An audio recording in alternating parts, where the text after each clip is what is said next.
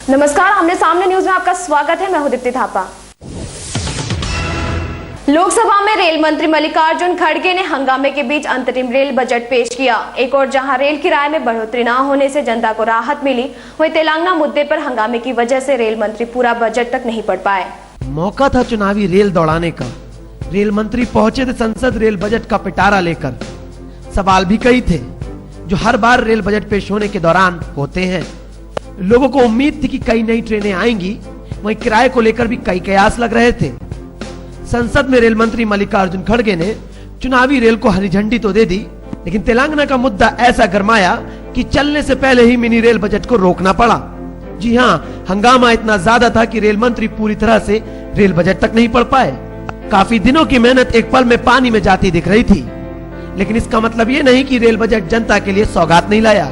लोकसभा में रेल मंत्री मल्लिकार्जुन द्वारा जो अंतरिम बजट पेश किया गया, उसमें कई घोषणाओं के साथ साथ किराया न बढ़ाकर यूपीए 2 ने नया चुनावी दांव खेला है।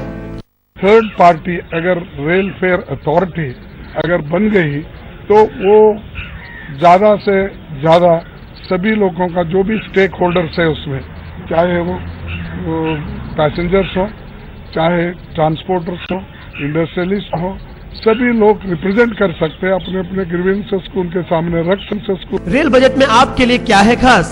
72 नई ट्रेनों का ऐलान, जिसमें 38 एक्सप्रेस ट्रेनें चलेंगी। उधमपुर कटरा के लिए जल्द ही रेलवे सेवा शुरू की जाएगी। 160 से 200 किलोमीटर प्रति घंटे की रफ्तार से चलेगी ट्रेन। आग की दुर्घटनाओं को रोकने के लिए आधुनिक तकनीक का इस्तेमाल, ट्रेनों की ऑनलाइन ट्रैकिंग।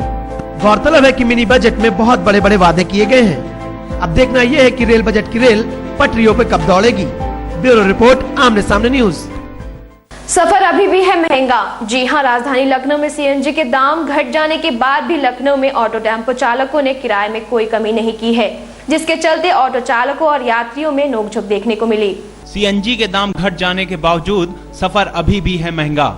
जी हां, राजधानी लखनऊ में प्रशासन ने जहां सीएनजी के दामों में कटौती की है, लेकिन टेम्पो और ऑटो चालकों ने किराए में कोई कटौती नहीं की, जिसके चलते आए दिन ऑटो चालकों और यात्रियों में नोकझोंक देखने को मिल रही है। ऑटो टेम्पो चालक अपनी मर्जी से मनचाहा किराया वसूल रहे हैं, जिसके चलते यात्रियों को सीएनजी के दाम घट जाने के बावजूद कोई राहत नहीं मिल पाई है। के दाम जो घटे उसमें आप लोगों को किराया कम हुआ है कि नहीं? इस पे कुछ कहा नहीं जा सकता। कुछ लोग ज्यादा ले रहे हैं, कुछ लोग कम ले रहे हैं। इसलिए फाइनल डिसीजन लोगों ने नहीं किया। अच्छा, फाइनल नहीं किया। जब हमने ऑटो चालकों से किराए के विषय में बात की तो उन्होंने किराए घटाए जाने के बारे में मिली जुली प्रतिक्रिया व्यक्त की। मार्च में जब 18 रुपये उसमें बढ़ेगा, उसका जिम्मेदार कौन होगा? एक सप्ताह पहले वो तो पेपर में दिया था नीचे। आज तो पब्लिक चिल्ला रही है कि किराया कम करो, बंद करो, क्या होगा बताइए। एक और जहां सरकार ने सीएनजी के दामों में कटौती कर आम जनता को राहत देने की कोशिश की है, वहीं जमीनी हकीकत पर आम लोगों को अभी भी महंगे किराए से जूझना पड़ रहा है। ब्यूरो रिपोर्ट, आमने सामने न्यूज, लखनऊ।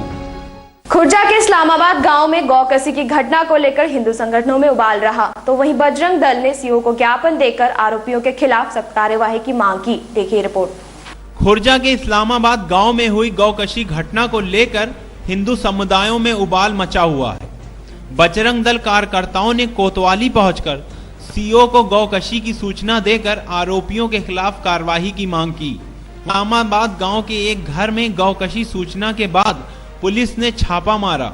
इस दौरान पुलिस ने कई घरों की छत पर चढ़कर देखा तो कमरे और आंगन में गाय का मांस कटा हुआ मिला। पुलिस ने मकान मालिक सहित 4 लोगों के खिलाफ मुकदमा दर्ज कर लिया है। सभी आरोपी लापता हैं। खुर्जा के सीओ ने बताया कि आरोपियों की तलाश जारी है। मकान किसका है इस विषय में जानकारी देने के लिए कोई तैयार नहीं है। अपनी तरफ से पुलिस सूचना देने का प्रयास करती है, अवैध धंधे के बारे में कोई बताता नहीं है। जैसा आप देख रहे हैं, कुछ प्रॉपर्टी को भी बताने वाला कोई है ही नहीं है। जल्द ही सभी आरोपियों को पकड़कर जेल भेज दिया जाएगा। वहीं इस्लामाबाद में इस घटना को लेकर लोगों में हलचल सी मची हुई है। पुलिस ने आरोपियों को पकड़ने के लिए पुख्ता इंतजाम किए हुए हैं और गांव के इर्द गिर्द पुलिस कर्मियों को तैनात कर माहौल को शांतिपूर्ण बनाए रखने की तैयारी में जुटी है, ताकि 2 समुदायों के बीच कोई बड़ी घटना न हो सके। ब्यूरो रिपोर्ट, आमने सामने न्यूज, खुर्जा। शाहजहांपुर में पुवाया क्षेत्र में भीषण सड़क दुर्घटना में 2 नौजवानों की मौत हो गई। 2 कारों की आमने सामने की टक्कर में पुवाया के राहुल शुक्ला और मुंबई की कांग्रेस विधायक कंचन पुजारी के पुत्र मनोज तिवारी को अपनी जान से हाथ धोना पड़ा। सड़क दुर्घटना के रोज आ रहे मामले जहां मासूमों की जान ले रहे हैं, वहीं पिछले कुछ वर्षों से सड़क दुर्घटना के मामलों में इजाफा भी हुआ है। यूपी का शाहजहांपुर भी ऐसी ही भीषण सड़क दुर्घटना का गवाह बना, जहां पुवाया थाना क्षेत्र में 2 कारों की आमने सामने की टक्कर में 2 लोगों की मौत हो गई। वहीं एक गंभीर रूप से घायल बताया जा रहा है। बताते चले, गुड़गांव के रहने वाले मुंबई कांग्रेस की विधायक कंचना पुजारी के पुत्र मनोज पुजारी आए थे शाहजहांपुर शादी में। रात के समय घर लौटते वक्त उनकी कार का संतुलन खो जाने की वजह से सामने से आ रही 4 पहिया वाहन से टक्कर हो गई। टक्कर इतनी भीषण थी कि राहुल शुक्ला और मनोज पुजारी की मौके पर ही मौत हो गई।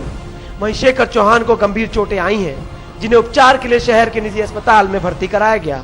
ब्यूरो रिपोर्ट, आमने सामने न्यूज, शाहजहांपुर। वक्त तो चला थोड़े से ब्रेक का। ब्रेक के बाद देखेंगे कुछ और नई खबरें। तब तक देखते रहिए आमने सामने न्यूज। पॉलिटिक्स, क्राइम, स्पोर्ट्स, अगर इन खबरों पर है आपकी बारीक नजर, आपकी आवाज भी कर सकती है असर। बढ़ाएं अपनी आवाज का दायरा, बने आमने सामने न्यूज का हिस्सा। ब्रेक के बाद एक बार फिर आपका स्वागत है। भाजपा के पीएम उम्मीदवार नरेंद्र मोदी की लगातार बढ़ रही लोकप्रियता से भाजपा कैंप जहां गदगद है, वहीं पार्टी के नेता बेबक बयानबाजी में व्यस्त हैं। फर्रुखाबाद आए सांसद साक्षी महाराज ने जहां मोदी वहां लोधी का नया नारा दिया। हमेशा से अपने बयानों की वजह से सुर्खियां बटोरने वाले पूर्व सांसद साक्षी महाराज एक बार फिर चर्चा में हैं और इस बार चर्चा का विषय बना है मोदी के नाम का नारा। ये नारा है, जहां मोदी वहां लोधी, हर हर मोदी, घर घर मोदी। जी हां, आजकल इस नारे ने धूम मचा रखी है। साक्षी महाराज ने अपने बयान में कांग्रेस के युवराज राहुल गांधी को मोदी से ट्यूशन लेने की बात कही। राहुल गांधी को अभी राजनीतिक पाठ पढ़ने की आवश्यकता है, बहुत जरूरत है। अगर राहुल गांधी को राजनीति करनी है तो नरेंद्र मोदी से 1 घंटे क्लास लेनी चाहिए। फर्रुखाबाद के एक कार्यक्रम में भाग लेने आए साक्षी महाराज ने मोदी को एक आंदोलन बताते हुए उन्हें देश के प्रधानमंत्री पद का सर्वोच्च दावेदार बताया और अन्य पार्टियों के नेताओं पर खूब व्यंग मारा। वहीं आप पार्टी के नेता केजरीवाल को नौटंकीबाज बताते हुए उन्हें बरसाती मेढक का दर्जा दे डाला। प्रमुख नेताओं को बेईमानी की सूची में डालने वाले केजरीवाल के बयान पर अपनी राय व्यक्त करते हुए कहा, देश केजरीवाल की अदालत पर नहीं चलता। डिस्ट्रिक्ट कोर्ट है, हाई कोर्ट है, सुप्रीम कोर्ट है, जनता की अदालत है। क्या सबसे ऊपर कोई केजरी अदालत हो गई जो उन्होंने लिस्ट जारी कर दी? तो मुझे लगता पागलपन है और इस पागलपन की कोई सीमा नहीं है और ये हंसी के पात्र हो रहे हैं। लोकसभा चुनाव में जहां भाजपा पार्टी एक मजबूत दावेदार दिख रही है, तो वहीं आजकल पार्टी के अन्य नेता अपने दिए हुए बयान से खूब सुर्खियां बटोर रहे हैं। ब्यूरो रिपोर्ट, आमने सामने न्यूज, फर्रुखाबाद। उत्तर प्रदेश के ललितपुर के कस्तूरबा आवासीय बालिका विद्यालय की एक शिक्षिका ने सर्व शिक्षा अभियान से जुड़े अधिकारी पर अभद्रता का आरोप लगाया है। आला अधिकारियों से शिकायत के बाद भी मामले को गंभीरता से नहीं लिया गया, जिससे महिला शिक्षिका संगठन में काफी आक्रोश है। देश में जहां यौन शोषण के मामले आम से हो गए हैं, वहीं अब शिक्षा के मंदिर को भी ऐसी हरकतें अपवित्र कर रही हैं। ये मामला है उत्तर प्रदेश के ललितपुर जिले का, जहां एक शिक्षिका ने अपने अधिकारी पर अभद्रता और शोषण का संगीन आरोप लगाया है। कस्तूरबा गांधी आवासीय बालिका विद्यालय की एक शिक्षिका ने बहुचर्चित सरकारी सर्व शिक्षा अभियान से जुड़े एक अधिकारी पर अभद्र और भद्दे SMS भेजने का आरोप मढ़ा है। बताते चले, शिक्षिका के अनुसार काफी लंबे से अधिकारी शिक्षिका का शोषण कर रहा है, जिसे तंग आकर महिला ने मामले की शिकायत आला अधिकारियों से भी की। इन्होंने जो भी अपनी एप्लीकेशन थी, अपना प्रार्थना पत्र था, उसे पुलिस अधीक्षक महोदय को और जिलाधिकारी महोदय को उपलब्ध कराया। लेकिन 5 दिन बीत जाने के बाद भी इस गंभीर मामले में कोई कार्रवाई नहीं की गई, जिससे पूरे महिला शिक्षिका संगठन में आक्रोश है।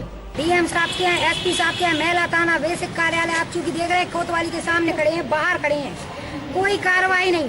सरकार कहती है मैंने ये नंबर निकाला है, इस पे फोन कर देना, तुरंत कार्रवाई होगी। साथ ही साथ शिक्षिकाओं का कहना है कि अधिकारी शाम 6 बजे के बाद नशे की हालत में निरीक्षण का दबाव बनाते थे। विरोध करने पर अश्लील भाषा का इस्तेमाल भी किया जाता था। वहीं महिला शिक्षिका संगठन ने न्याय न मिलने पर आंदोलन की बात कही है। साथ ही साथ अधिकारी की शिकायत मुख्यमंत्री तक पहुंचाई जाएगी। साफ है, महिलाओं की सुरक्षा को लेकर सरकार जहां बड़े बड़े दावे करती है, वहीं जनपद स्तर पर आते आते इन दावों की हवा निकल जाती है। ब्यूरो रिपोर्ट, आमने सामने न्यूज, ललितपुर। इस बुलेटिन में फिलहाल सिर्फ इतना ही। कल फिर मिलेंगे कुछ और नई खबरों के साथ। तब तक के लिए मुझे यानी दीप्ति थापा को दीजिए इजाजत। नमस्कार।